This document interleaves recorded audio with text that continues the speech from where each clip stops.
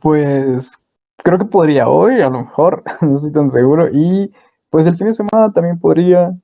¿Tú qué días puedes? Por cierto, yo dormí bien, ya estoy mejor, pues, mucho mejor hoy. ¿Tú cómo estás? ¿Qué es lo que planeas hacer hoy?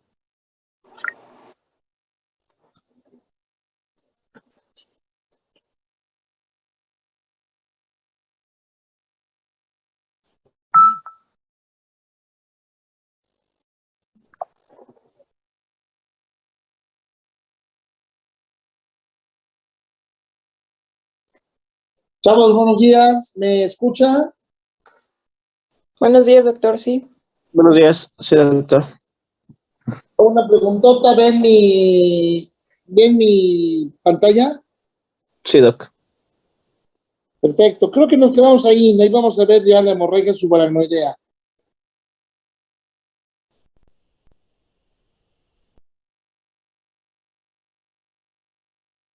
Sí terminamos hemorragia parenquimatosa, ¿no? Según yo íbamos a iniciar EBC hemorrágico nosotros, doctor. EBC hemorrágico, o sea, no hemos visto nada de EBC hemorrágico. No, doctor, estábamos terminando isquémico. Qué bueno, entonces vamos a empezar el EBC hemorrágico entonces. Muy bien. El evento vascular cerebral hemorrágico se divide en dos: la hemorragia dentro del parénquima cerebral y la hemorragia en el espacio subaracnoideo. Esos son, la hemorragia en el parénquima cerebral, que es la imagen de la derecha abajo, pues sí se rompe sobre el tejido cerebral y va a causar un daño que se manifestará con datos focales desde un inicio. A diferencia de la hemorragia subaracnoidea, que es la imagen arriba a la derecha, en donde el sangrado del espacio subaracnoideo la mayor parte de las veces no compromete el tejido cerebral, no habrá datos focales como hemiplegia ni nada de eso, al menos en un inicio, pero sí va a haber datos de irritación meningea. Empecemos con la hemorragia parenquimatosa. La hemorragia dentro del parénquima cerebral, o sea, la hemorragia intracerebral o parenquimatosa, por mucho, la causa más frecuente es la hipertensión arterial y se define como el sangrado espontáneo originado en el parénquima cerebral, que se debe a la hipertensión arterial sostenida y que la tiene además larga duración. Se presenta por la ruptura de microaneurismas que se van formando en los vasos penetrantes, los vasos más delgaditos. En la época de Charcot y Bouchard, que había microscopio, pero no había microfotografía, no podían tomar fotografías de lo que veían en los microscopios de la época, entonces dibujaban. Esa imagen de la derecha es un dibujo original de Charcot y Bouchard, en donde describen ahí la formación de los microaneurismas en los pacientes hipertensos. La imagen abajo a la izquierda ya demuestra lo que es una microfotografía electrónica, en donde sí, evidentemente, ya vemos el vaso sanguíneo y vemos el microaneurisma. Deben 10 segundos. Bueno. Sí, oiga, le pido un favor, estoy en clase. ¿No me puede marcar 10 para las 10? 10 para las 10, por favor. Adiós. Sí. Entonces, la formación de un microaneurisma. Estos microaneurismas se rompen en bloque y ese es el resultado de la hemorragia en parénquima cerebral. Ahí vemos los vasos penetrantes en la región de los ganglios basales y los microaneurismas. El 90% de las hemorragias parenquimatosas son en los lóbulos o en la corteza, pero en los ganglios basales, en la parte profunda de los ganglios basales, como en el tálamo, el núcleo caudado, el lenticular. Y solamente el 10% en el tallo cerebral o en el cerebelo. Como decía, la fisiopatología se debe a el volumen y la extensión del sangrado una vez que los microaneurismas se rompen en bloque, que es la imagen que ven a su derecha.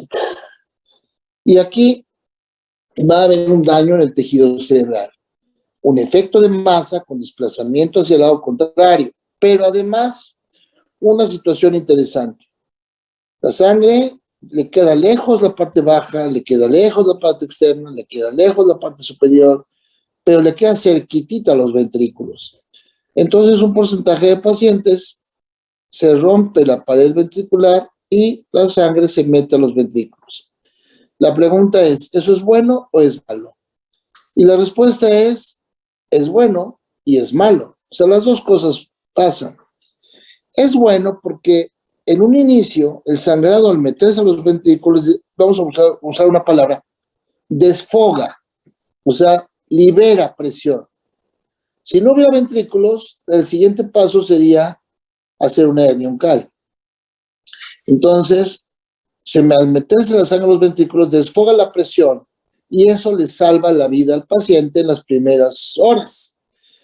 Claro, si se queda así, la sangre tapa los agujeros de drenaje y me va a dar una hidrocefalia aguda, como lo vemos acá y acá, y el paciente se va a morir unos días después, de 5 a 7 días después. Claro, pero de 5 a 7 días después, yo ya puedo tomar alguna expectativa quirúrgica, simplemente, por ejemplo, una ventriculostomía para poder drenar los ventrículos. No pierdan de vista la imagen superior, en donde se ve la hemorragia parenquimatosa, abierta al sistema ventricular, efecto de masa, borramiento de los surcos de la cavidad por el edema, evidentemente, seguro el paciente en coma y probablemente perdió la vida. En un inicio, el evento hemorrágico parenquimatoso se parece mucho al isquémico, es difícil distinguirlo. Tal vez, algunas veces, hay más cefalea en el evento vascular hemorrágico, cefalea previa al evento. Por eso, en cuanto a un paciente llega con algún dato focal, hay que hacer un estudio de imagen. Yo sé que en la tomografía el evento isquémico no lo voy a ver de volada, en los primeros minutos, primeras 3 horas, pero el evento hemorrágico se ve de inmediato en tomografía. Generalmente el déficit focal suele instaurarse por la mañana, es lo más común.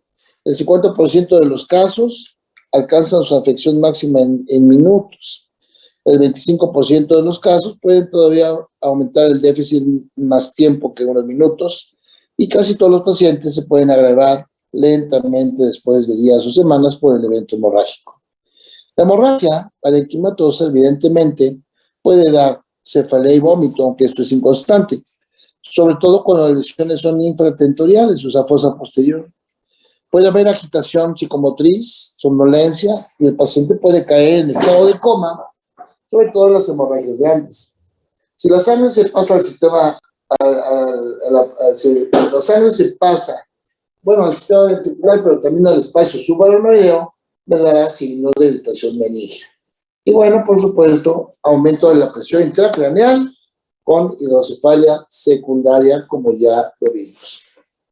Luego vemos acá una tabla que, más que verla ahorita y detallarla, pues ahí la vamos a tener, en donde tenemos la presencia del sangrado en el núcleo caudado, en el putamen, en el tálamo, cómo se vería el sangrado en la tomografía, pero además cómo están las pupilas, qué pasa con los movimientos oculares, y si hay déficit motor y sensitivo o algún otro dato clínico.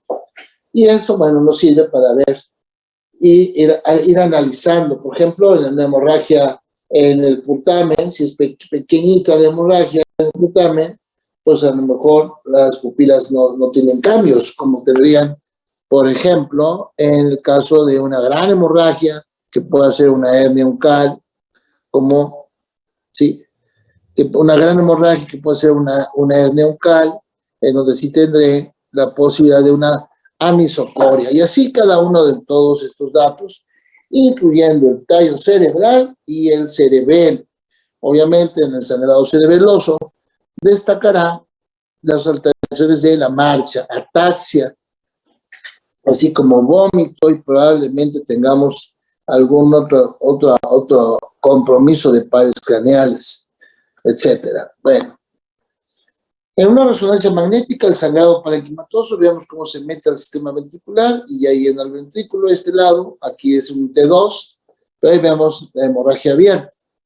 Acá ya en la imagen a la derecha llama la atención que es una tomografía simple, en donde tengo un evento hemorrágico que no se abrió el ventrículo, tal vez aquí se abrió el cuerno posterior un poquito, pero esa hemorragia, pues, no está haciendo mucho escándalo, pero ya dañó neuronas motoras. Al paso del tiempo, si la hemorragia se abre el sistema ventricular y el paciente hace hidrocefalia por la obstrucción de los agujeros de drenaje, pues vemos esta imagen. Evidentemente el paciente se deteriora rápidamente, le hacemos una tomografía de control y lo que observamos son niveles, bien, niveles, ¿dónde están los niveles?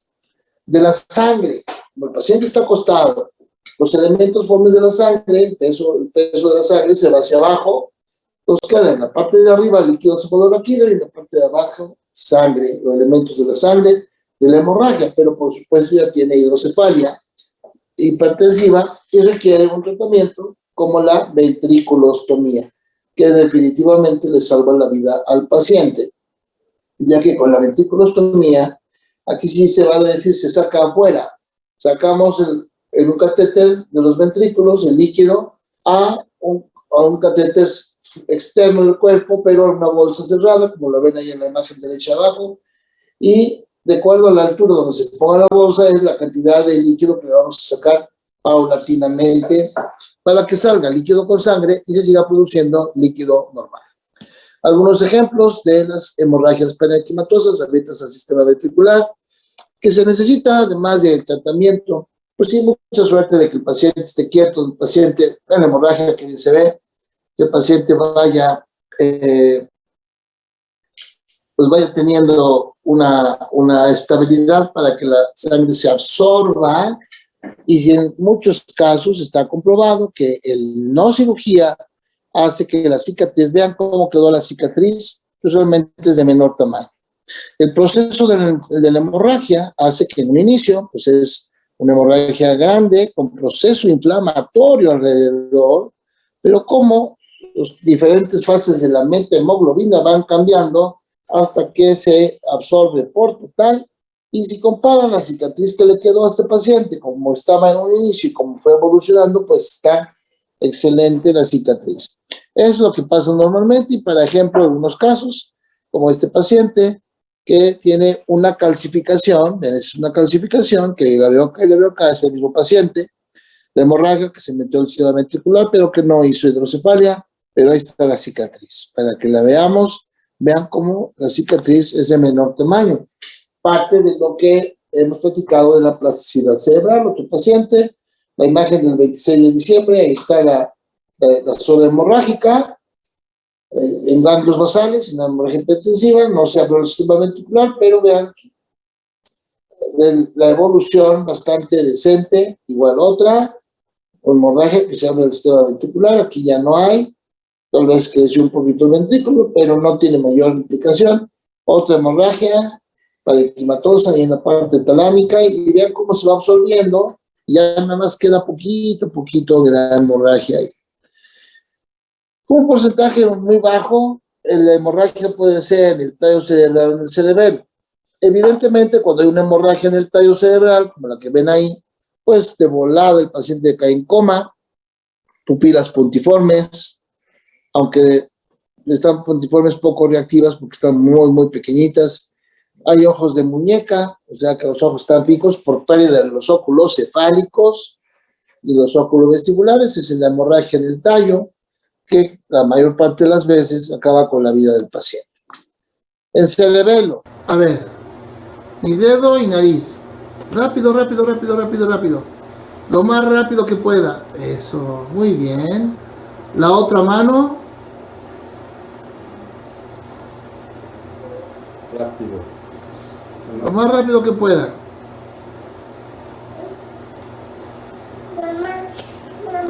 Ya, rápido. El cerebelo es un poco más benigna de evolución. Puede desarrollarse en varias horas, pero hay vómito y vértigo, inestabilidad a la marcha, por supuesto por la afección cerebelosa y ataxia, y a veces compromiso del sexto par craneal e incluso parálisis facial, como la que tiene este paciente.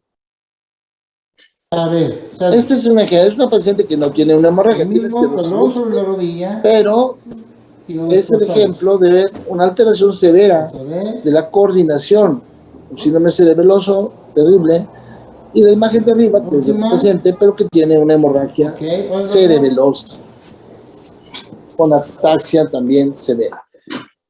Bien, el cuadro clínico va a depender entonces del volumen del sangrado. La gran mayoría son menores de 150 mililitros y solamente el 10 mililitros o menos de 10 mililitros al 50%.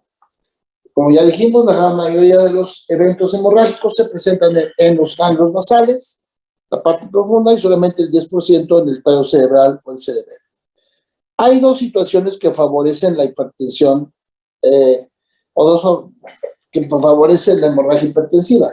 Uno es una crisis hipertensiva, en donde tenemos un paciente con cefalea de inicio súbito, además de diaforesis, palidez, taquicardia, náusea y vómito, y tiene alto riesgo de ser no solamente hemorrágico, también isquémico.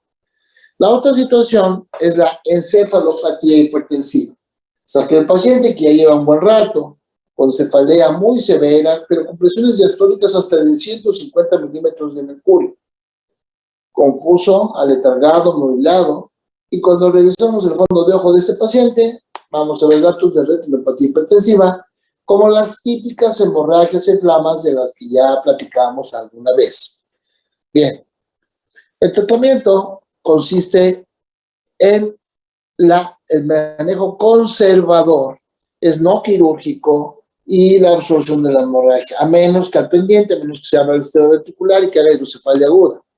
Solamente que el evento hemorrágico sea muy grande, esté haciendo compresión o desplazamiento, y que corra en riesgo la vida del paciente, o se esté deteriorando, entonces el tratamiento será quirúrgico en el momento muy cercano a la hemorragia. Bien. El otro tipo de hemorragias que hemos platicado o que vamos a platicar es la hemorragia del espacio subaracnoideo. El espacio subaracnoideo que rodea el cerebro, en toda la convexidad, en las circunvoluciones, en el valle silviano y las cisternas de la base. ¿Ok? Tenemos la hemorragia es en el espacio subaracnoideo, está ricamente vascularizado ese espacio. Esos vasos son los que se rompen, ahí lo vemos claramente. ¿Qué pasará? Entonces la sangre, automáticamente la sangre va a llenar la cisura interhemisférica, va a ir rodeando el cerebro y metiéndose en todos los espacios, ¿sí? Entonces, y se va a ir directamente hasta abajo, a las cisternas de la base. La hemorragia subaracnoidea puede ser causada, obviamente no traumática, sino que por eventos diferentes, puede ser causada por la ruptura de aneurismas o la ruptura de malformaciones arteriovenosas. ¿Qué es un aneurisma? Un aneurisma en estos casos son aneurismas congénitos en donde se adelgaza la pared del vaso en un segmento y el paciente nace con su aneurisma, que es el ejemplo que ven ahí. Cada aneurisma tiene o está formado por tres partes. Está formado por un cuello, un cuerpo y un domo. Muy importante para el tratamiento va a ser el ancho del cuello, y muy importante para que no sangre o sangre es el domo, ya que a medida que el domo esté más delgado, el aneurisma puede romperse de ahí, del domo. Hay diferentes formas y tipos de aneurismas, como los aneurismas fusiformes, o como los saculares, o como los disecados. Entonces son aneurismas que son malformaciones de la pared del vaso, y que nosotros observamos frecuentemente así, en una arteria, como es el aneurisma del tope de la basilar. Ahí vemos algunos ejemplos, en la parte de abajo de angiografías, en donde se ve el llenado del aneurisma por el medio de contraste, que significa que está entrando sangre, y por supuesto es un riesgo de sangrado. El tener un aneurisma es un riesgo de sangrado.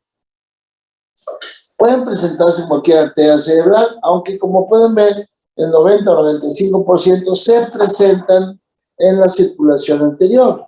Léase arterias carótidas, arteria cerebral media, comunicantes posteriores, comunicante anterior, cerebral media, y dejando a un lado a lo que sería la circulación posterior, que aunque es menos, vean 5 a 15% de la circulación posterior, básicamente es el tope de la basilar o las arterias cerebrales posteriores.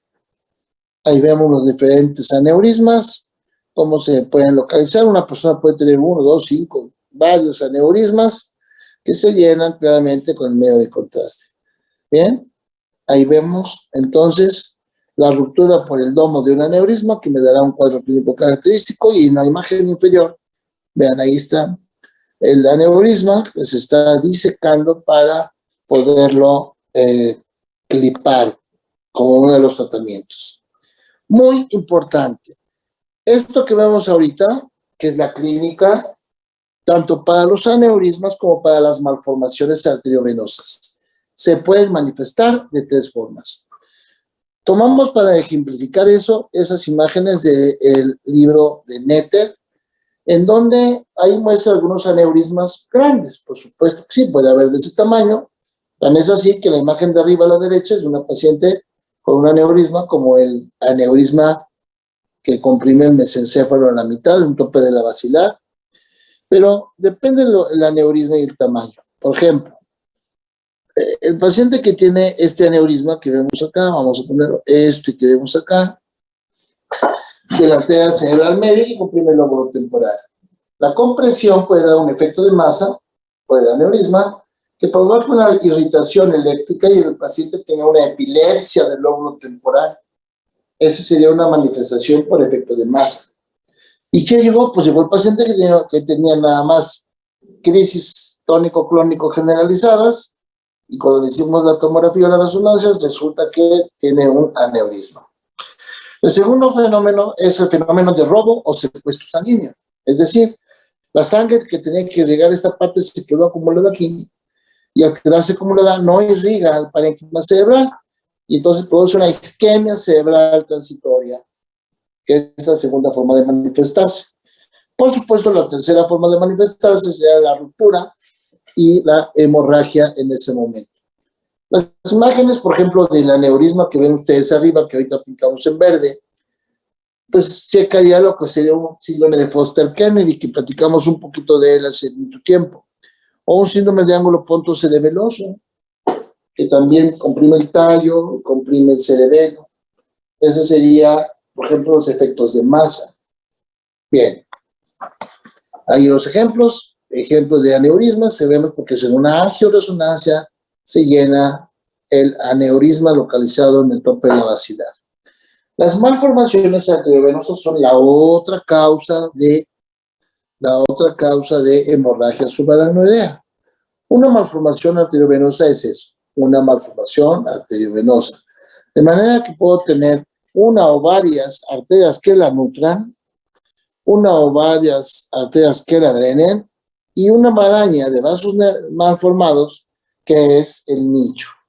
El nicho es la parte del cuerpo de la malformación arteriovenosa, que ahí, vean ustedes qué clarito se ve, como para que entendamos qué es una malformación arteriovenosa. Una especie de vasos malformados, ahí están los vasos arteriales que la nutren, los venosos que la drenan, y la malformación que se puede manifestar, como ya dijimos, provocando isquemia, porque acumula sangre, o porque pues está provocando irritación, entonces dará un síndrome epiléptico.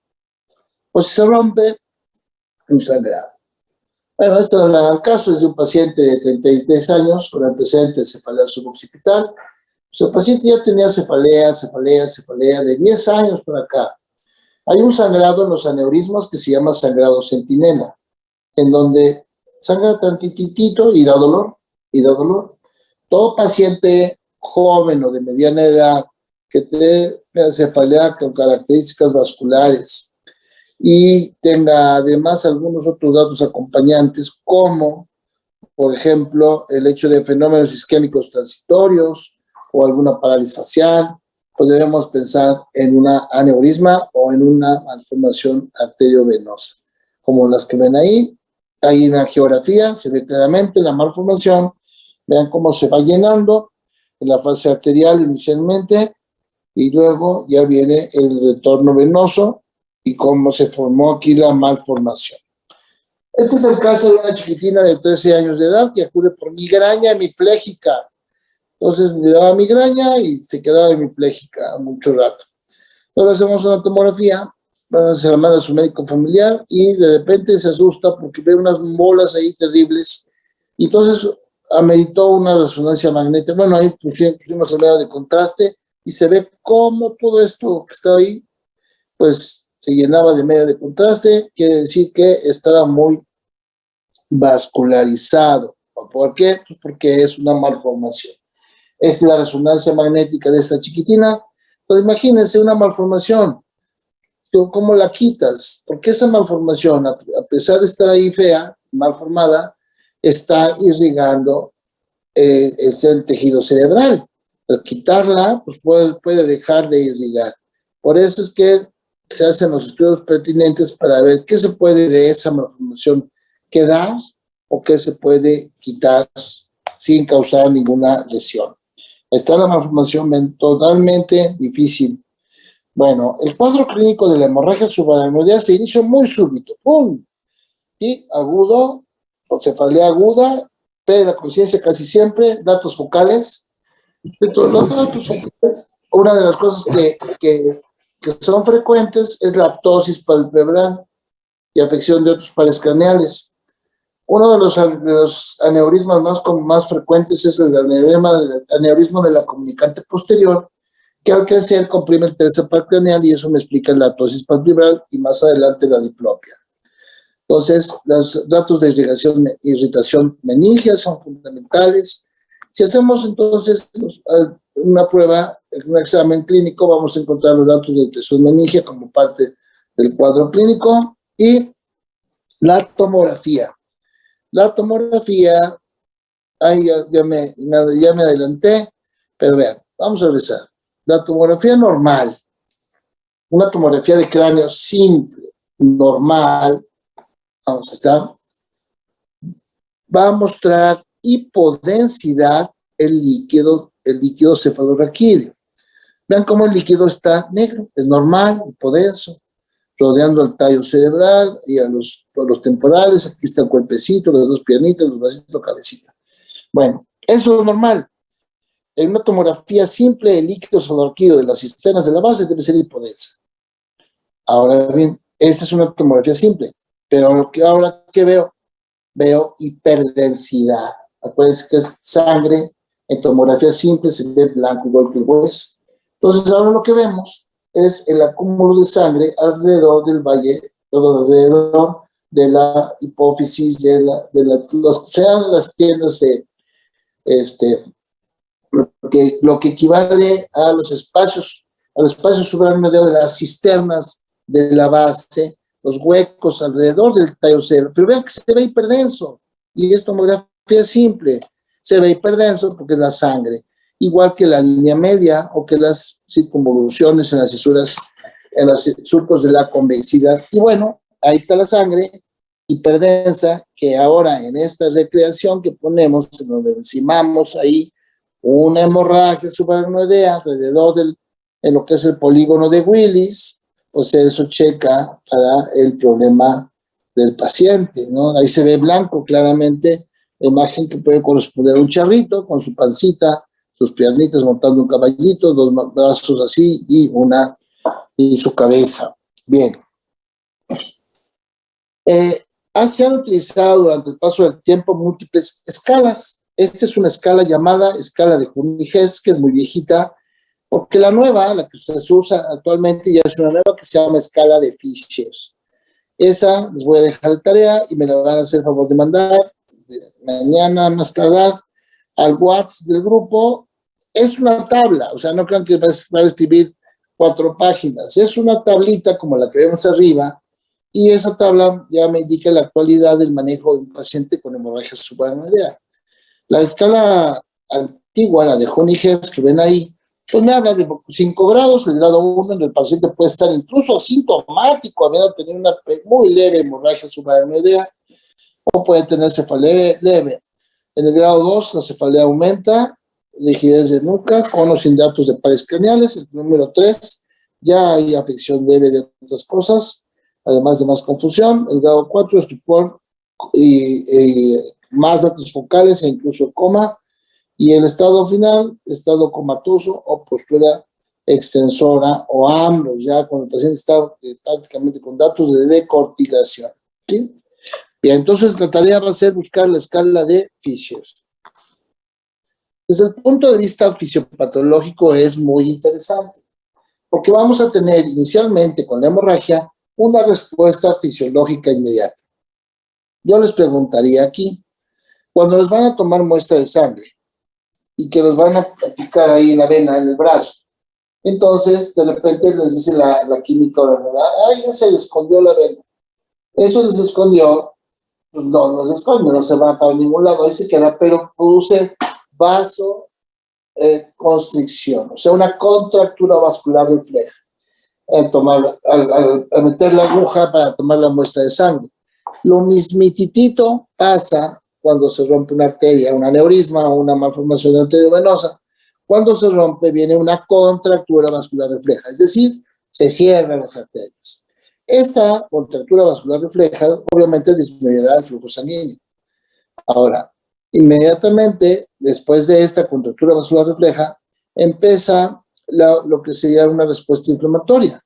Es decir, la sangre que salió inflama tanto ahí el proceso perivascular que ya no se vuelve a reflejar. Es decir, que la vasoconstricción, la contractura, a diferencia de la agresión normal cuando te van a tomar muestra, en que ya en los 2-3 minutos ya se dilató la arteria, está bien. En este caso, se mantiene con una respuesta vasoconstrictora severa. Esta vasoconstricción se le llama vasoespasmo. ¿Qué es el vasoespasmo? Es la permanencia o persistencia de la contractura vascular después de un evento hemorrágico, pero que sin duda causará mucha isquemia. Ahí lo que sigue es vasoespasmo, isquemia.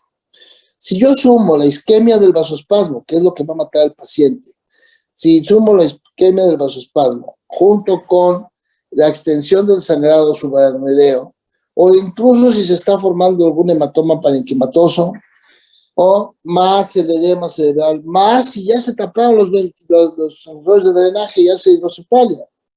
Todas estas situaciones encabezadas por el vasoespasmo me van a causar aumento de la presión intracraneal y esto pues empeoraría el pronóstico del paciente.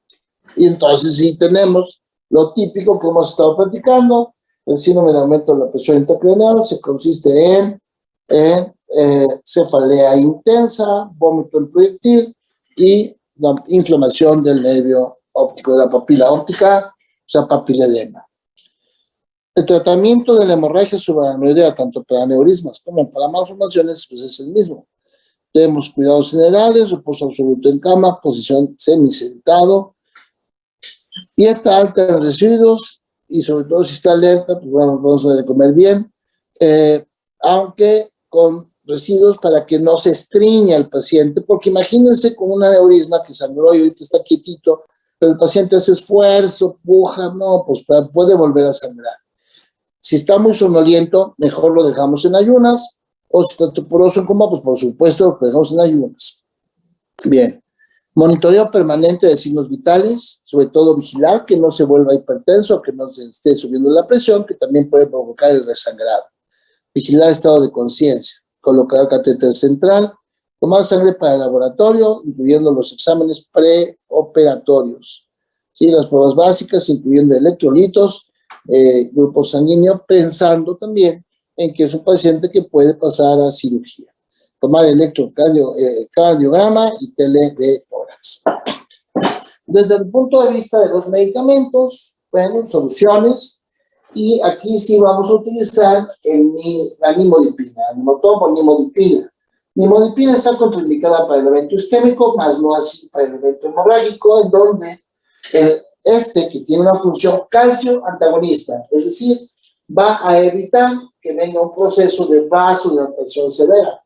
Entonces, o vasoconstricción severa, va a romper el vasoespasmo. O sea, la nimodipina rompe el vasoespasmo. Se inicia 1 miligramo por hora, 1 miligramo por kilo por hora, y después se va subiendo poco a poco si es que el paciente tolera el medicamento. Tolera quiere decir que no se hipotensa.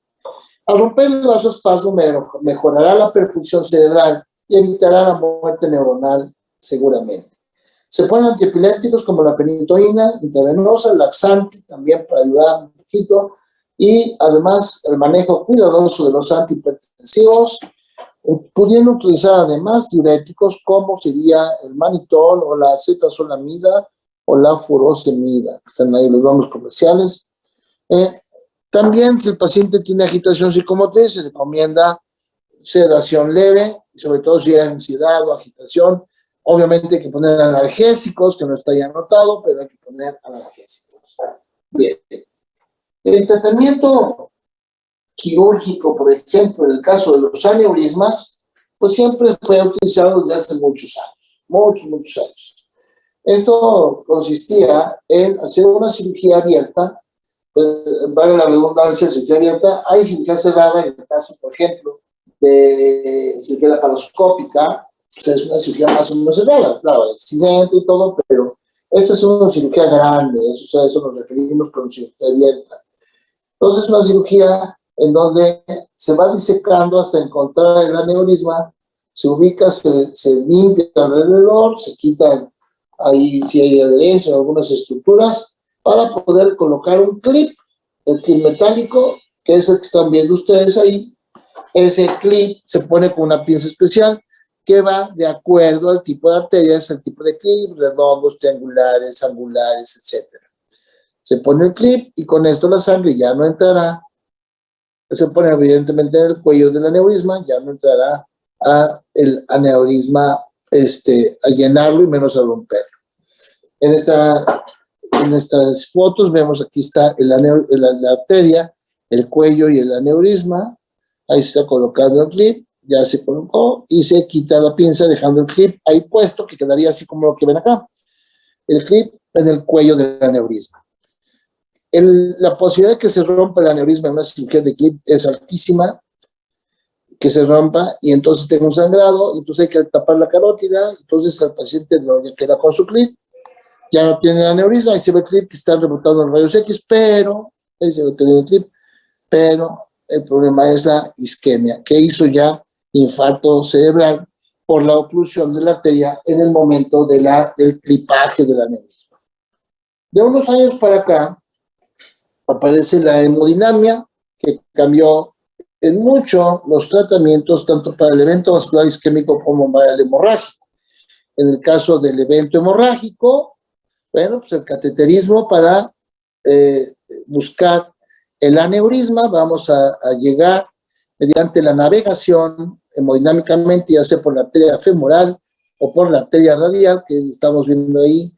Entonces se va a navegar con guías y con microcatéteres hasta localizar el cuello del aneurisma.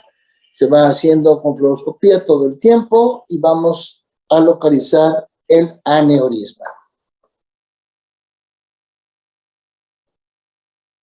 En una geografía, ahí está el aneurisma, el cuello, el cuerpo y el domo. Tranquilo que veas esto. No, esto no tiene chiste.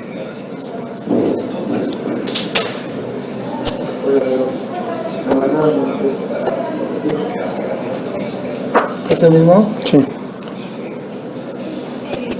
Esa es la que no está el aneurisma, es la del otro lado. Mira. ¿Cómo se llena? Mira cómo se llena de contraste.